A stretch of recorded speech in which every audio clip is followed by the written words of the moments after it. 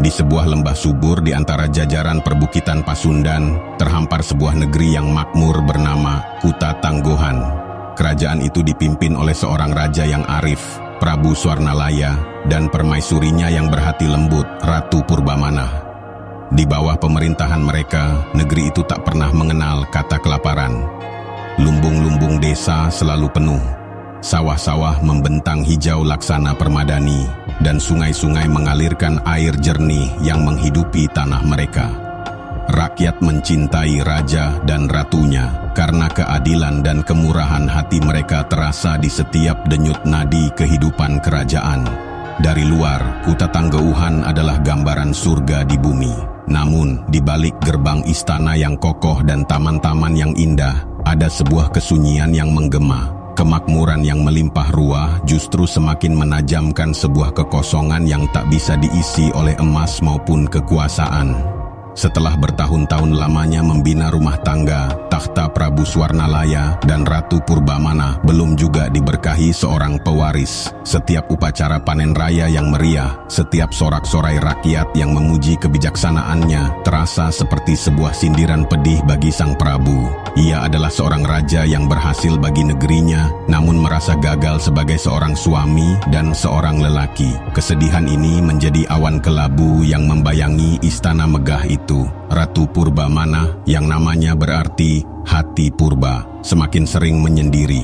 Isak tangisnya yang tertahan di malam hari menjadi melodi duka yang hanya didengar oleh sang Prabu dan dinding-dinding bisu kamar mereka. Melihat permaisuri yang dicintainya layu dalam kesedihan, hati Prabu Swarnalaya terasa teriris. Keputusasaan mulai merayapinya. Para penasehat dan ahli nujum kerajaan telah mencoba berbagai cara, namun takdir seolah membisu. Akhirnya, didorong oleh cinta yang begitu besar pada sang ratu dan harapan terakhir yang tersisa, sang Prabu mengambil sebuah keputusan berat. Ia akan meninggalkan singgasananya, menanggalkan jubah kebesarannya, dan pergi bertapa ke dalam hutan belantara untuk memohon langsung kepada Sang Maha Pencipta. Perjalanannya bukanlah sebuah perjalanan biasa. Ia menembus hutan lebat, mendaki bukit terjal, dan menyeberangi sungai berarus deras. Selama berhari-hari, ia menyiksa dirinya dengan lapar dan dahaga, memusatkan seluruh jiwa dan raganya pada satu tujuan. Di sebuah gua yang sunyi di lereng gunung, ia memulai pertapaannya. Malam-malam yang dingin ia lalui hanya dengan berselimutkan doa, sebuah rasa dingin yang tak seberapa dibandingkan kekosongan di hatinya. Pikirannya diserang oleh berbagai godaan. Suara-suara gaib membisikkan keraguan, bayangan-bayangan menakutkan menari-nari di sudut matanya, mencoba memecah konsentrasinya. Namun, tekadnya sekeras batu cadas tempatnya bersila. Ujian terberat datang pada hari ke-7. Seekor harimau raksasa dengan mata menyala-nyala muncul di mulut gua, mengaum memecah keheningan. Ukurannya jauh lebih besar dari harimau biasa, seolah ia adalah perwujudan dari seluruh kekuatan liar hutan itu. Namun, sang Prabu tidak gentar. Rasa takutnya telah luruh bersama keputusasaannya. Dengan sigap, ia menghunus kujang pusaka yang terselip di pinggangnya. Pertarungan sengit pun terjadi. Sang Prabu, dengan kelincahan yang lahir dari tekad, berhasil menghindari setiap terkaman dan cakaran maut. Dalam satu gerakan pamungkas, ia melompat dan menghunjamkan kujang emasnya tepat di jantung binatang buas itu. Harimau itu roboh dan lenyap seketika, seolah tak pernah ada. Kemenangan itu bukanlah sekadar kemenangan fisik.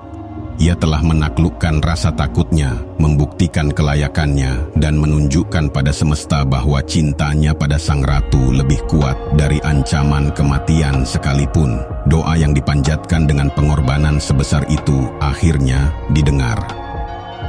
Tak lama setelah Prabu Swarnalaya kembali ke istana dengan harapan baru, Ratu Purbamana pun mengandung. Kabar gembira itu menyebar seperti angin ke seluruh penjuru negeri. Rakyat bersuka cita, menggelar syukuran di setiap desa.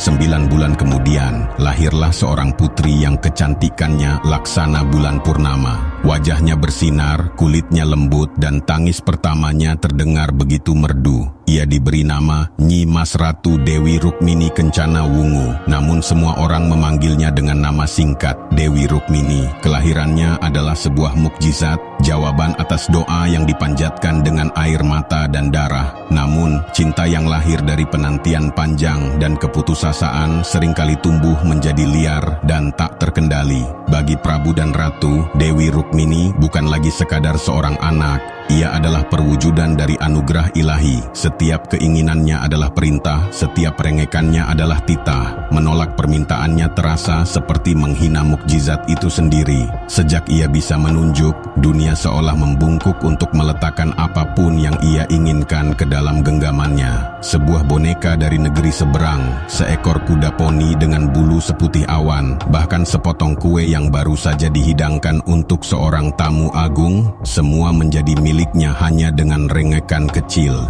Kata tidak adalah bahasa asing yang tak pernah diajarkan di istana itu.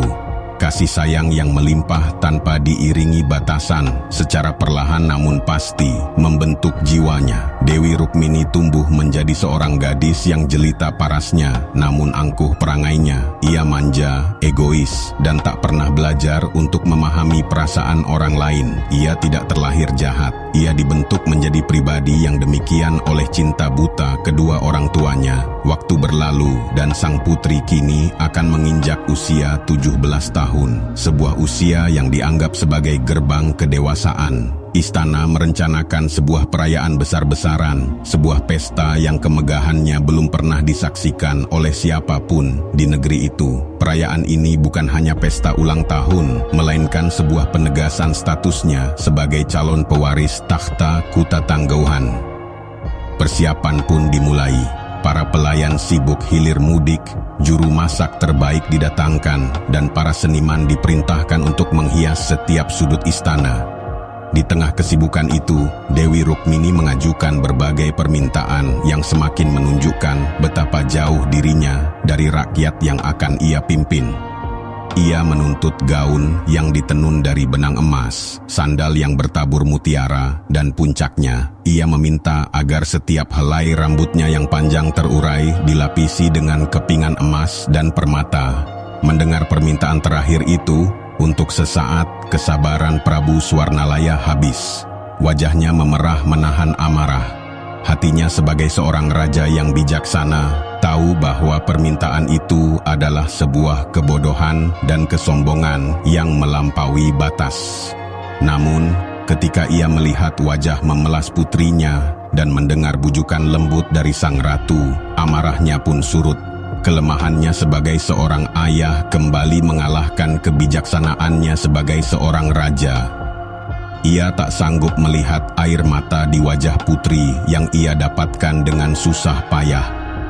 Untuk hadiah utama, Prabu Swarnalaya ingin memberikan sesuatu yang benar-benar istimewa, sesuatu yang melambangkan cinta seluruh kerajaan. Ia tidak mengambil perhiasan dari kas negara. Sebaliknya, ia mengirim utusan ke seluruh penjuru negeri, mengumumkan bahwa raja meminta sumbangan sukarela dari rakyatnya untuk dijadikan hadiah bagi sang putri. Tanpa diperintah dua kali, rakyat berbondong-bondong datang ke istana.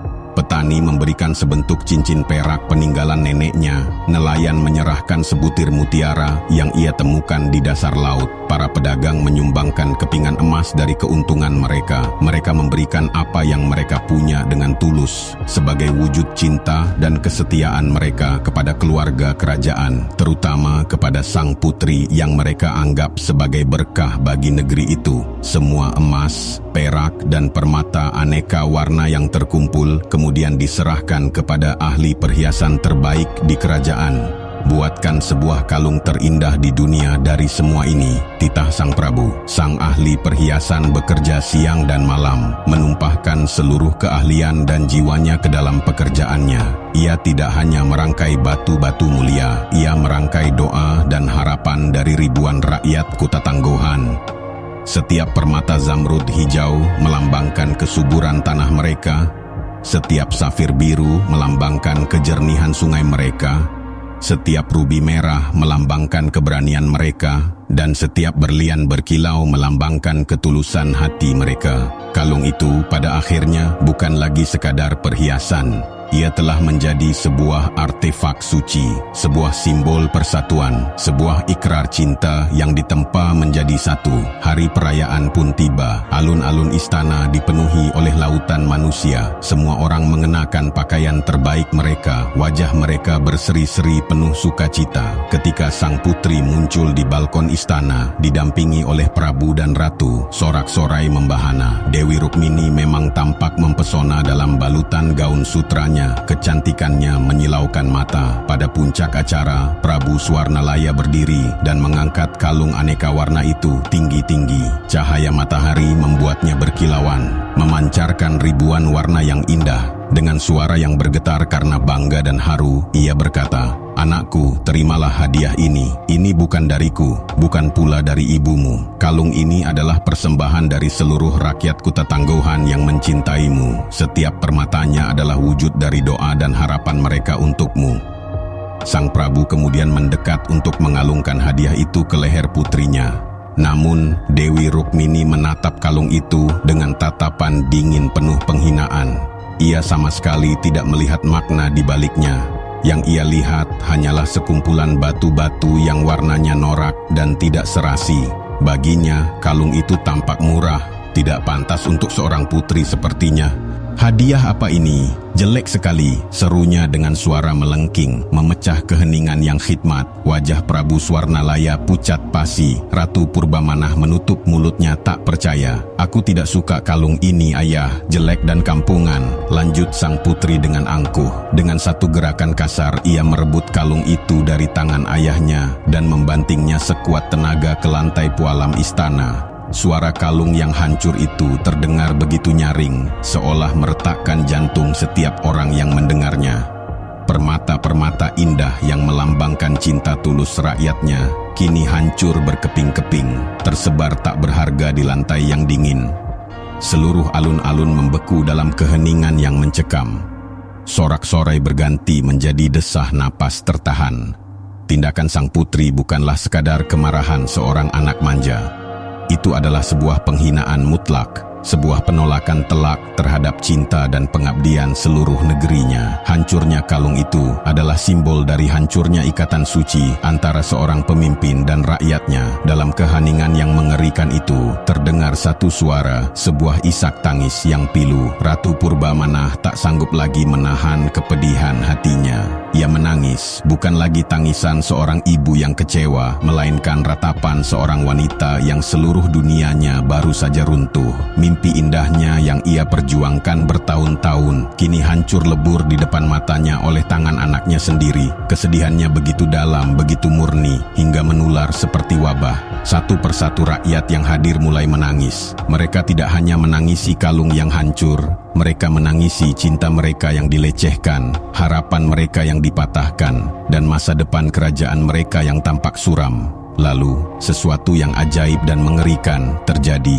Tepat di titik di mana air mata pertama Ratu Purbamenah jatuh membasahi lantai pualam, tanah mulai bergetar, sebuah retakan muncul, dan dari celah itu menyemburlah mata air. Air mata sang ratu seolah memiliki kekuatan gaib, sebuah luapan emosi dari penderitaan bertahun-tahun yang akhirnya meledak.